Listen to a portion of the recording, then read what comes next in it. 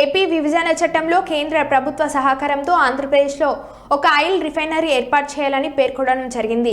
ఇదే విషయాన్ని ఇటీవల రాష్ట్ర ముఖ్యమంత్రి శ్రీ చంద్రబాబు ఢిల్లీకి వచ్చిన సందర్భంలో వారికి దృష్టికి తీసుకెళ్లాను. సీఎం ఈ ఆయిల్ రిఫైనరీ అంశాన్ని కేంద్ర పెట్రోలియం శాఖ మంత్రికి తెలియజేశారు. వారు కూడా సానుకూలంగా స్పందించారు.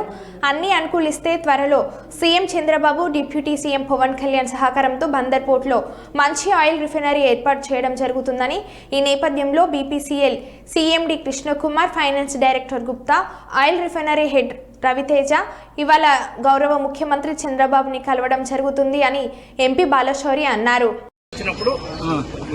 మనకున్నటువంటి హక్కు ఏపీ రీఆర్గనైజేషన్ యాక్ట్ లో ఉన్నటువంటిది రిఫైనరీ కావాలని చెప్పేసి గౌరవ ముఖ్యమంత్రి గారు కేంద్ర పెద్దలందరిని అడగడం, ప్రధానమంత్రి గారిని, పెట్రోలియం మినిస్టర్ గారిని కూడా అడగడం జరిగింది. దాని మీద వెంటనే కేంద్ర ప్రభుత్వం కూడా స్పందించి ఒక మంచి refinery factory, oil refinery factory ఆంధ్రాలో పెట్టడానికి దాదాపు 60,000 కోట్ల రూపాయల పైన వెచ్చించి పెట్టడానికి ప్రయత్నాలు జరుగుతూ ఉన్నాయి. సో తప్పకుండా అది మన రాష్ట్రానికి వచ్చిందని చెప్పి మనం ఆశిస్తా ఉన్నాం. మరి ఈరోజు బీపీసీఎల్ సీఎండీ గారు, అలాగే వాళ్ళ రిఫైనరీ హెడ్, డైరెక్టర్ ఫైనాన్స్ అందరూ కలిసి ఈరోజు గౌరవ ముఖ్యమంత్రి గారిని కలవడానికి వచ్చారు.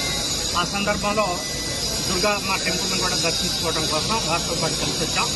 భగవంతుడి దయ వల్ల తప్పకుండా ముఖ్యమంత్రి చంద్రబాబు నాయుడు గారి యొక్క కృషి, అలాగే deputy chief minister Pawan Kalyan గారి యొక్క కృషితోటి ఒక మంచి ఇన్వెస్ట్మెంట్, ఒక 60,000 కోట్ల రూపాయల ఇన్వెస్ట్మెంట్ ఆంధ్రాకు వస్తే తప్పకుండా డైరెక్ట్గా కానీ ఇండైరెక్ట్గా కానీ ఒక 20 నుంచి 25,000 మందికి ఉద్యోగ అవకాశాలు వస్తాయి. దానికోసం అందరం కూడా ఎంపీలు అందరం కలిసి కూడా ప్రయత్నాలు చేస్తాం. మరి ముఖ్యమంత్రి గారి యొక్క సజెషన్స్ ప్రకారంగా, అలాగే పవన్ కళ్యాణ్ గారి యొక్క సజెషన్స్ ప్రకారం. ఓకే.